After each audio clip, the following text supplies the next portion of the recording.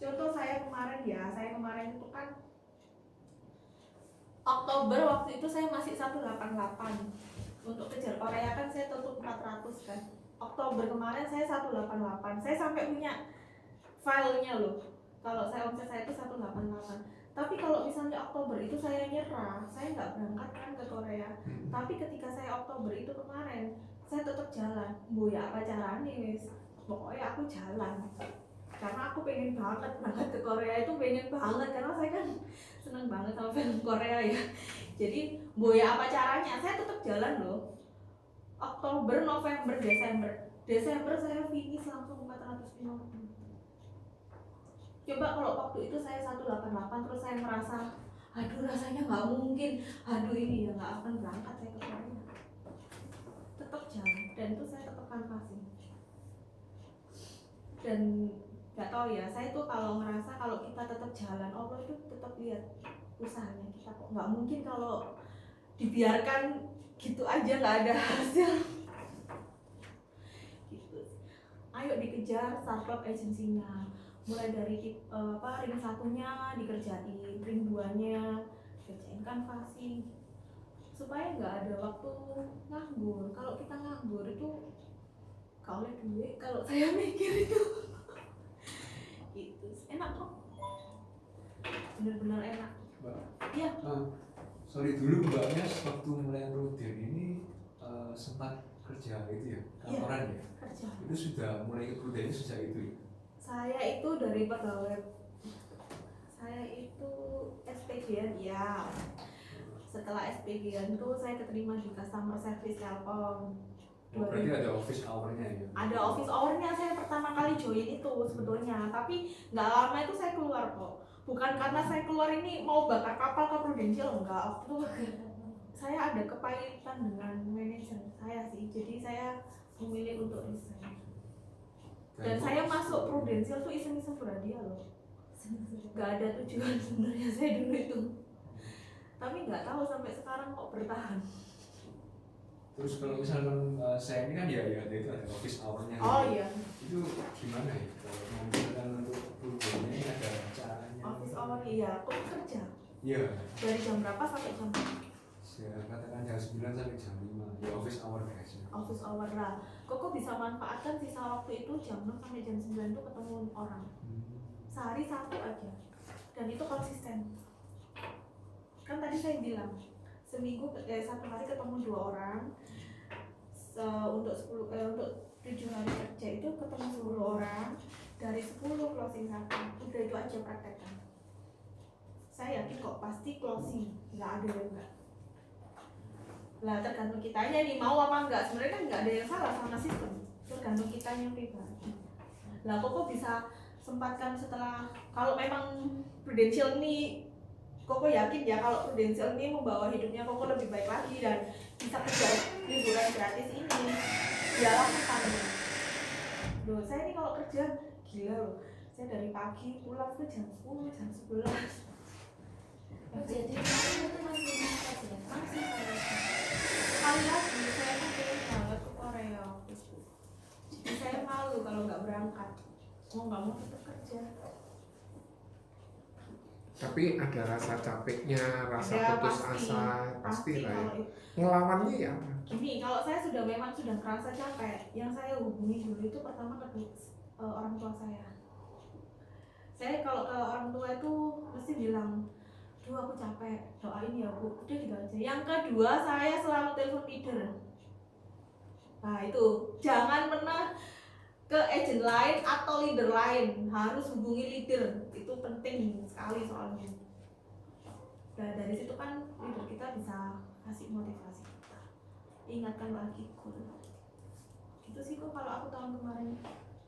Saya sempat drop di September itu, ya yang saya hubungi itu malah Pak Pandu, bukan orang lain. September itu saya drop. Kalau bisa dibilang itu orang kalau ngeliat itu kok bisa ya, nah ini ada masalah besar tapi bisa fight gitu. Karena itu Pak Pandu, saya hubungi Pak Pandu. Makanya nomor pertama itu leader. Selalu hubungi leader.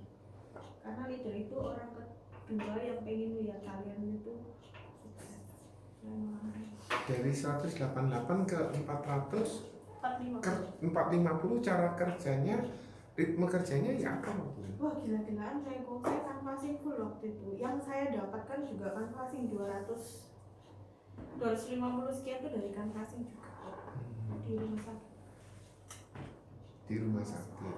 Ya memang ada orang yang cocok di rumah sakit, ada yang cocok di toko, tetapi kita kan nggak pernah tahu kita cocoknya di mana kalau kita nggak nyoba. Iya, saya dulu pernah nyoba soalnya dari toko ke toko, tapi saya nggak feel di situ, nggak nyaman gitu loh. Saya tuh kalau di Namanya di mana? gini ya, orang toko itu kan sibuk gitu loh. Jadi kita datang itu kayak apa ya? Iya kalau ya dilayani sih, tapi ketika kita sebut provincial itu oh ya nanti ya, lah nantinya ini loh kita nunggu itu kayak buang-buang waktu. Ya pada kayak nunggu dokter lah ya. Iya, tapi kalau misalnya di rumah sakit kan banyak orang kan, jadi kan oh ini nggak mau pindah sini, ini nggak mau pindah sini. Kemudian rumah sakitnya adem, lek toko kan panas. Iya, saya rumah yang dingin. Saya pernah di Premier, tapi di usia satpam pernah, makanya kadang nggak berani, tapi nggak beraninya itu kan harus dilawan, dicoba lagi. Betul, harus Lek dicoba. perlu satpamnya diberitahu, Pak saya kesini itu untuk memastikan Bapak tetap kerja di sini. Diajak guyon sebenarnya. Iya. Satpam Premier itu gampang banget diambil hati loh, serius. Iya. Saya tuh pernah ya, kalau di pusat satpam pernah, terus digiring ke kantin itu juga pernah, itu saya pernah. Cuman Sama satpam juga. sama satpam, cuman saya gini loh, saya ini loh Pak di sini nih maling ya enggak, ganggu pasien lain juga saya enggak. Bapak tahu saya di sini nih ngapain? Saya di sini nih nolong orang, saya bilang. Saya itu ngurus klaimnya nasabah, saya bilang gitu. Saya ini lagi nunggu billingnya nasabah, tapi tadi ketika Bapak lihat saya lagi ngomong sama orang itu nanya-nanya tentang prudential, ya mau nggak mau saya jawab. Oke. Gitu, Bu. Iya, iya, iya. Oh gitu Bu, iya Pak. Jadi saya ini di sini bantuin orang, bukan mau ini. Atau mungkin alternatifnya Pak, saya memastikan Bapak pasti bekerja di sini. Iya. Panjang kenapa? Karena klaim kan masih kebayar. Kalau klaim pasti kebayar, kan rumah sakit tidak ada kerugian. Betul. Nah, salah satu Gitu kayak aja. gitu. Kalau canvassing itu harus pintar, yang kreatif. Jangan kelihatan orang bodoh lo nggak lo. Habis itu wes. Saya pernah ke pasar juga, berhasil, tapi agen saya langsung ketangkap satpam hari pertama. Bawa map, bawa ini, Jangan. datang. Kalau ke canvassing jangan bawa apa-apa. Kalau ke canvassing bawa tas aja wes. Tadi kan saya bilang ya kalau canvassing senjatanya bukti klaim. Itu jangan dibawa enteng-enteng gini, jangan harus masukin tas gitu aja. Jangan Bawa pernah satu bawa atau bawa dua? bawa beberapa lah Oke. kalau saya. Mulai klaim yang ringan sampai yang benar-benar klaim meninggal itu saya. Jadi jangan kayak sales kan bawa map terus tas gitu jangan. Ya, Terus tapi pokoknya kadang kan pasti. gini, ini kan agen baru ini kan mau mencoba. Nah, pada saat mencoba dia memperlengkapi dengan setelah dia langsung ketangkap sudah Nggak mau dong kan. cegek gitu, ibaratnya kayak takut gitu. Iya banyak kok agent yang kayak gitu. Agent saya pun sampai sekarang juga cekek kok. Jadi Tapi intinya intinya kita jangan kayak orang gugup, kayak orang noleh dan lain sebagainya. Ya, ya. Ya, Itu harus mungkin tips ya. Iya gini, kalau orang ibu saya bilang tuh kudu tatak. Tahu kan kalau orang Jawa kan kudu apa ya, jangan lelet lah. Kamu harus tek tek tek tek tek tek gitu loh. Kalau orangnya oh iya Pak, oh iya wes alamat kamu di Tengeri Satpam kalau masuk. Jadi jalan itu ya sing mantap, Iya. mau tujuan kemana ya sudah gitu ya. Jangan pernah bingung tujuan. Di situ rame, banyak orang tua duduk aja. Jangan masuk terus tolak duduk mana ya, itu tambah bikin curiga karena kan Matanya aja yang goyang ya, nggak premier usah. itu ketat soalnya. Tapi sekali kamu bisa masuk los. Ini tips aja sih dari saya kalau misalnya ring 1, ring 2 nggak ada. Masa kalau ring 1, ring 2 nggak ada kita mau diem aja? Nggak mungkin kan. Ini opsi terakhir sih kalau saya. Leader saya Pak Kabul pun juga nggak jago canvassing sih. Cuman kalau saya menyamakan dia main referensi dan ring 1 kan nggak capek-capek saya. Jadi mau nggak mau kalau kita mau hasil yang lebih gila kita juga harus kerja gila. Gak mungkin kan minta hasil gila tapi kitanya santai-santai. Ya mana mau Tuhan kasih. Kerja gila nih apa sih dia waktu itu mencapai Korea gitu ya? Saya keluar rumah saya selalu jam 9. Kalau misalnya saya nggak ada janji follow up, saya full canvassing hari itu. Biasanya saya 1 hari 2 rumah sakit. Dulu saya sering sama agent saya. Terus kok nanti kalau misalnya follow up ya saya sambil selesai. Pokoknya saya kalau nggak jam 9 jam 10 malam nggak pulang saya. Di absen Pak kan dulu saya. Dan saran saya mentoring dengan leader itu penting. Harus mau di mentoring, udah itu aja. Dan jangan pernah risih di mentoring dengan leader. Tahu kan maksudnya mentoring itu jangan risih, hari ini prospek siapa, leader kan mesti tanya kan keluhannya apa, ada problem nggak di lapangan. Karena tahun kemarin tuh saya full mentoring dengan Pak Kambu itu ya hasilnya luar biasa. Ini apa ya, ini tips aja sih, saya bukan maksud menggurui ya, saya cuma cerita pengalaman. Dan Ko Joni pun juga sebenarnya juga luar biasa juga punya cerita. Nanti leader-leader lain itu juga akan sharing juga kan. Bu Ida itu juga baru bisa cerita. Ibu Pak Hendro ya? Nyoto. Oh ya Pak Nyoto itu tambah luar biasa aja, aku cari referensi itu Pak Nyoto. Jadi dan jangan pernah berhenti. Kalau kita berhenti di zona nyaman Terus gini, pertanyaannya kalau misalnya satu kali kita cegek terus turun, memulainya, memaksanya lagi ya? Nah itu yang susah. Kalau itu saya pernah ngalamin ya aku. Yang pertama saya cari itu adalah leader. Terus terang saya ke Pak Kando, Pak saya nih kok ya cerita aja. Saya mau mulai kok rasanya berat. Nah dari situ leader tahu dia harus ngapain ke agentnya. Itu yang saya nggak pernah cari pengalihan tempat lain. Saya mesti ke Pak Kando. Saya putus cinta aja ke Pak Kando. Kamu orang itu kok. Saking saya ini nggak mau ke orang lain karena buat saya luar biasa orang itu kan. Berarti bisa kayak tahu. dokter yang tahu Iya. silsilahnya. Dan leader tuh pasti tahu titik lemahnya kita kok. Dari sisi mana titik lemahnya itu tahu, dan itu pasti akan dijadikan semangat sih. Saya nggak pernah mau ke orang lain.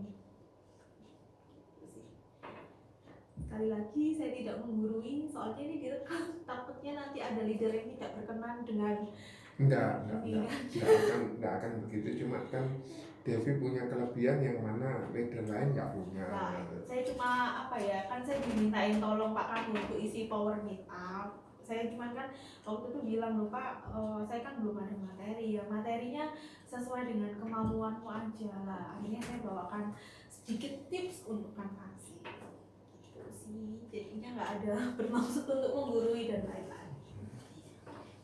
Ayo kerjasama. Tapi guru ya nggak apa-apa kok. Enggak, Karena kan memang udah Belajar. Tapi soalnya masih ada leader hebat. siapa Fani atau siapa tadi namanya? Eli coba nanya. Kok nanya? Enggak apa-apa, aku masih dengerin mah Ro kerja Ro ya soalnya. Roni Riko. Tanya Riko. Iya kemarin sempat sih mencoba. Waktu itu bingung waktu itu hari nggak ada plan untuk prospek seseorang gitu. Akhirnya Kanvasin Bu. iya. Gimana? Terus ngobrol-ngobrol sama kakak, terus ya cobalah ke rumah sakit begitu kan, nggak ada referensi yang lain. Saya nyoba gitu. Saya juga kan nggak tahu situasi rumah sakit di Surabaya kan juga saya Rumah baru- sakit mana yang dicoba? karena terdekat dengan rumah itu rumah sakit yang jalan itu Mitra. ya. Nah, Itu juga. terus saya nyoba ke sana lah, lihat situasi dulu waktu kemarin itu minggu yang lalu sempat saya lihat situasinya seperti apa gitu. Akhirnya saya ya, karena saya biasa ke rumah sakit sih, biasa sering jalan ke rumah sakit begitu ada pekerjaan di rumah sakit. Ya betul memang harus tatak gitu. Ya, Sebenarnya tatak, saya ya. takut gitu ya, hari saya takut gitu. Kan di situ ya banyak orang-orang enggak, kita kan enggak tahu. Ya wis maju aja gitu. Hasilnya? Sempat memang ada penolakan gitu ya. Saya duduk di sana terus pindah ke sana, pindah ke sana, pindah ke sana. ada satu orang gitu yang saya ajak ngobrol, terus dia sudah asuransi ya sudah lah gitu ya, oke lah saya permisi gitu. Terus saya ngobrol sama satu orang lagi, sempat enak, enjoy gitu, sempat saya minta kontaknya dia, cuman dia bilang oh suami saya juga agent prudensial gitu. Oh enggak, ya oke lah. Tapi saya sempat minta kontaknya, saya sempat ngobrol-ngobrol juga sama dia. Ya, oh saya sudah punya asuransi, oke lah Bu, gak apa-apa, saya boleh minta kontaknya gitu. Cuman saya belum follow up ini ke orangnya lagi gitu. Yang punya asuransi itu sebenarnya bisa di follow up Bu, karena kan dia kan takutnya kan 95 orang punya asuransi itu hanya tahu membayar preminya saja, Iya. nggak tahu manfaatnya. Nah itu bisa di follow up. Ya, nanti coba ke depannya Tanya aja Ibu, asuransinya apa sudah pernah di review, karena kan selama ini orang Indonesia hanya tahu membayar preminya tanpa tahu manfaatnya.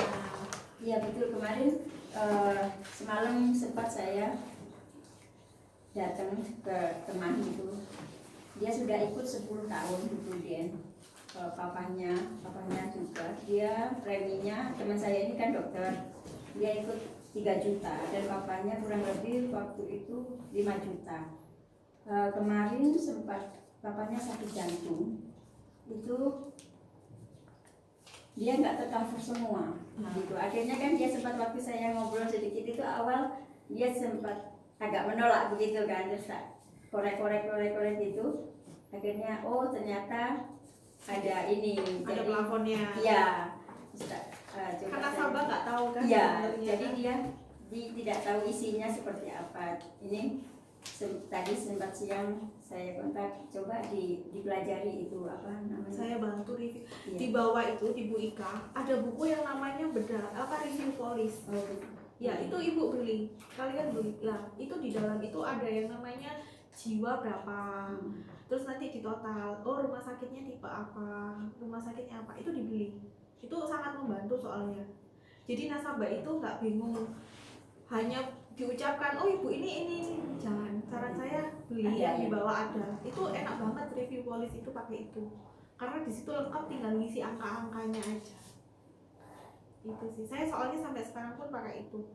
Kalau saya bedah polis, saya selalu pakai yang di bawah itu kok. Sampai lecek sampai sekarang. Soalnya di luar banyak itu kalau canvassing itu orang mesti bilang udah punya asuransi. Lah itu pasti itu selalu bilang, loh Bu emang sudah pernah di review polisnya. Tapi mungkin ada yang baik pula gini, sing tentang tadi berkaitan sama orang yang keterbatasan.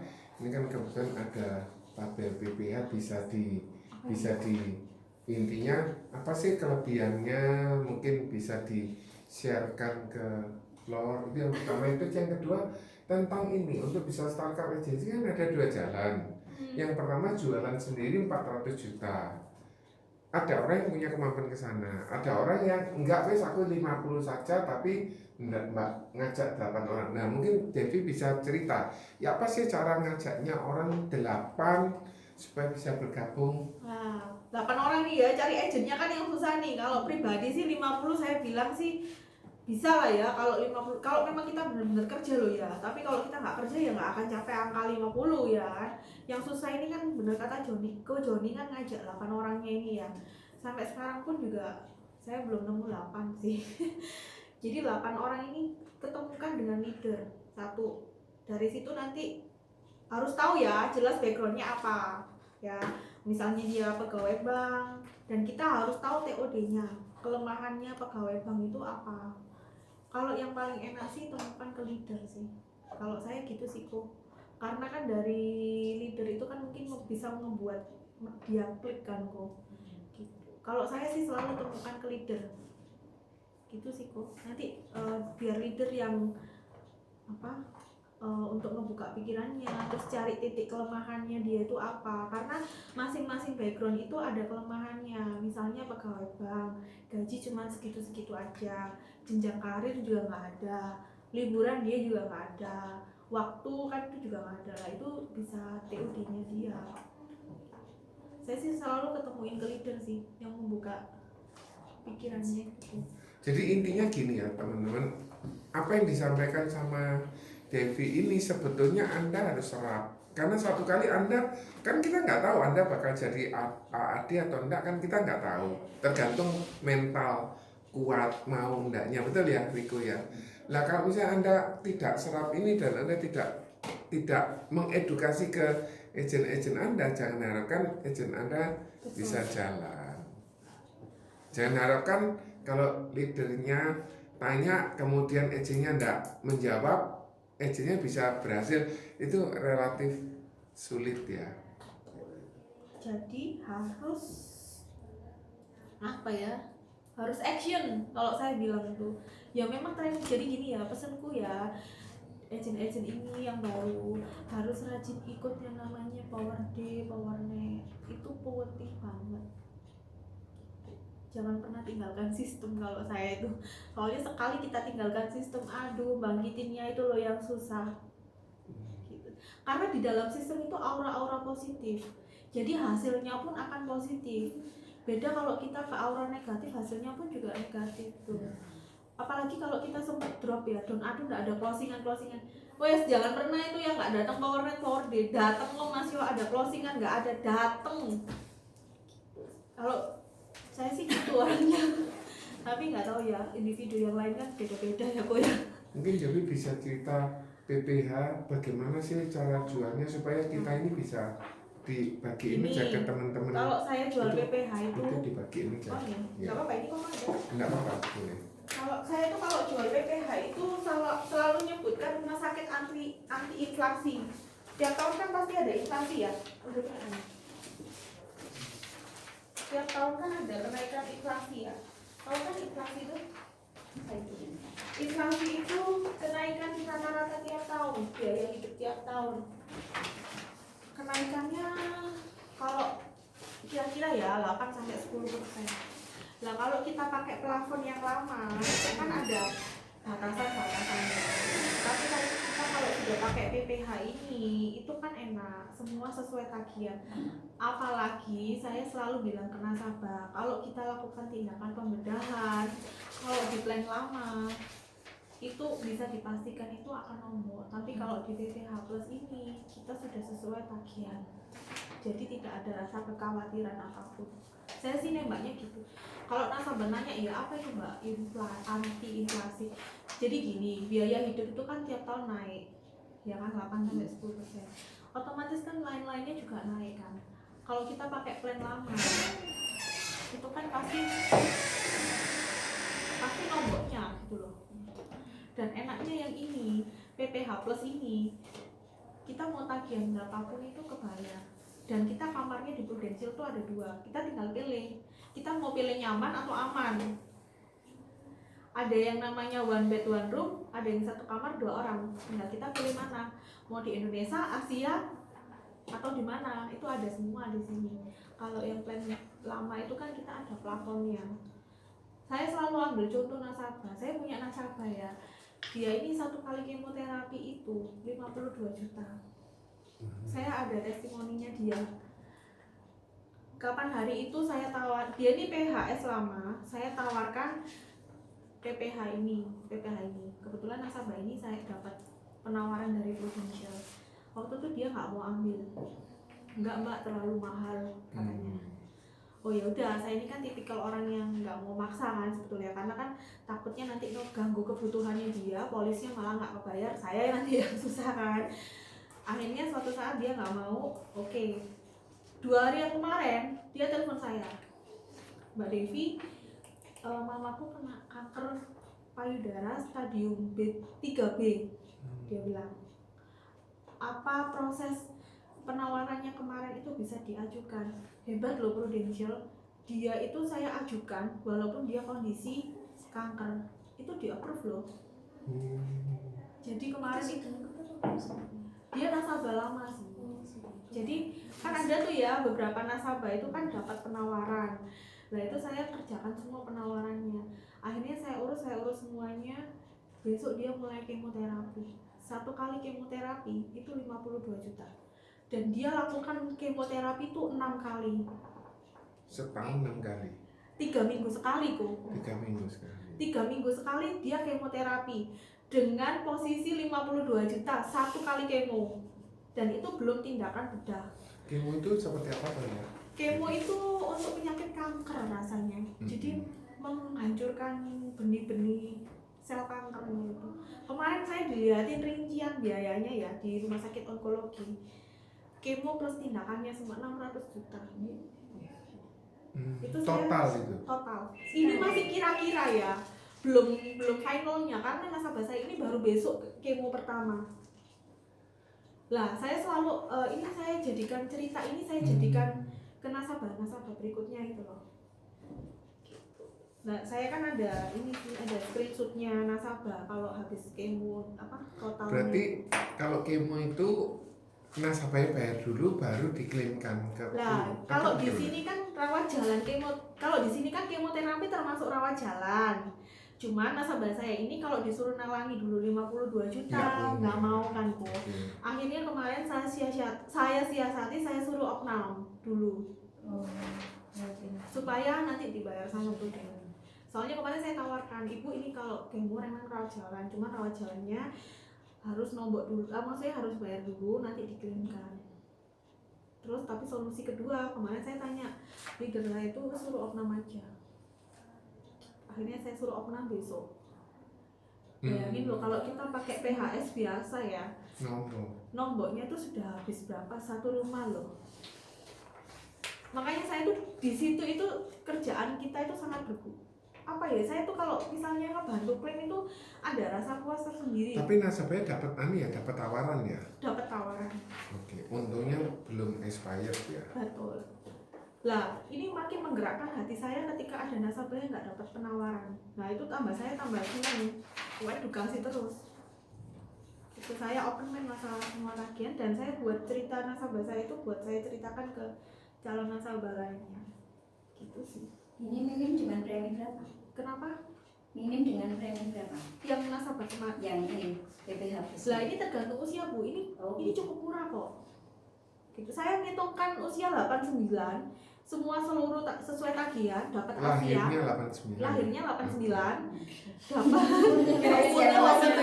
lahirnya 89. Terus dapat Asia yang B, 1 kamar 1 orang, kecuali Singapura, Jepang, Hongkong itu premi cuma 800.000. Usianya 89 berarti next birthday-nya 30. Itu premi 800. Usia nasabah saya yang kena kanker ini itu preminya 1,3, usianya 54.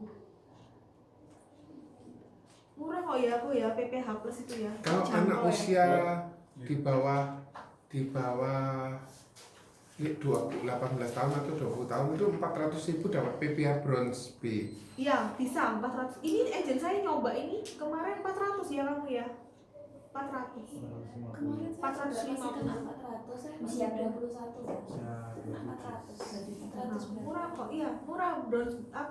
PPH ini murah banget ya. Makanya kalau PPH plus yang PPH plus, makanya kita rugi banget kalau kita nggak sharingkan ini ke calon-calon nasabah. Itu di bawah 20 tahun. Itu Iya. sampai umur berapa? Kalau buat anak kecil gitu. 55. 55. Dibuat 55 dulu. Saya buatkan 55. Usia pertanggungannya saya buatkan sampai usia 55. 55. Iya. Karena Untuk 18 anak 3 tahun. Iya. Kecil Iya. bisa. kan 52 tahun berarti covernya. 52 tahun manfaat ini mungkin akan berubah lagi. Ini segmen sementara terbaik.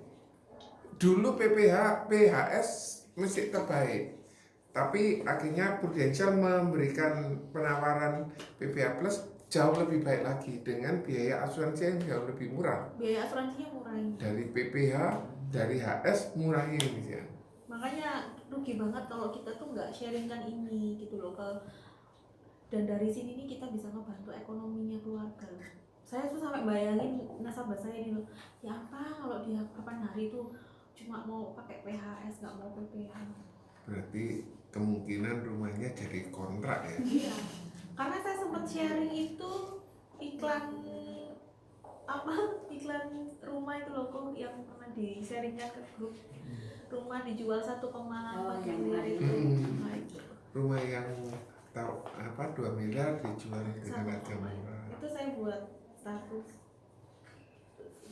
Makanya statusnya yang positif jangan yang galau-galau gitu sih.